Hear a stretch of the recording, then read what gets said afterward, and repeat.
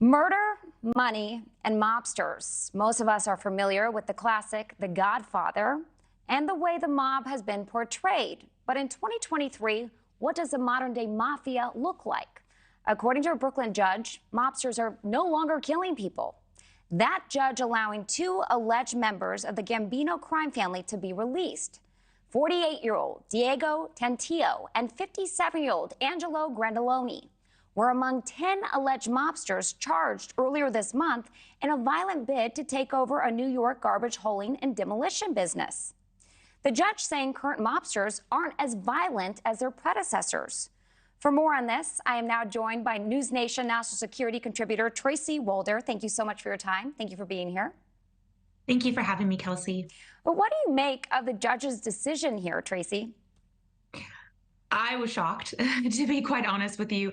I think there's other ways that he perhaps could have made a case for granting them bail, saying that, oh, they're just not violent anymore, really isn't a viable case, because the reality is these individuals are there because of violent extortion charges. And I think that's the piece that the judge was really missing. He was talking about how, they didn't murder anyone, and true, they didn't. But the reality is they set fire to someone's porch, intimidated another one, and hit another one with a hammer. So these are very violent charges.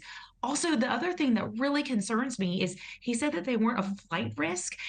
This was a joint operation between the FBI and Italy.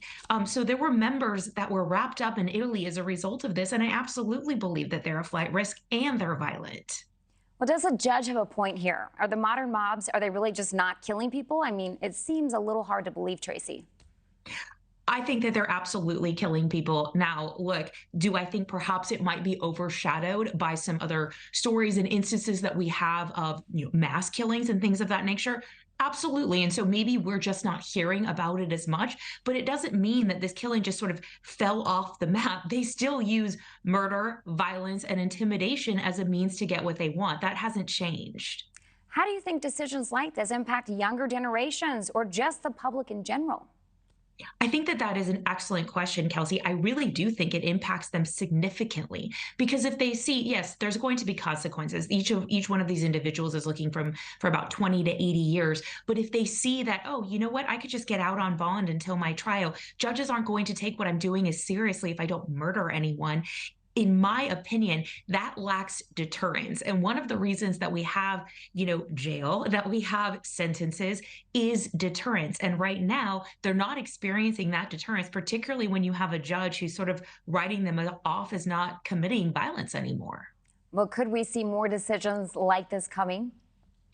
We could, in the sense that, this could set precedents, right? We have precedents. That's how our courts rule here in the U.S. And so perhaps that could be the case here, is that other judges will see this and say, okay, well, then I'm going to go ahead and grant, this other member of the Gambino family bond, which he did do for 5 others. But I do think that this could set a dangerous precedence. Tracy Walder, so many questions here. Thank you for your time.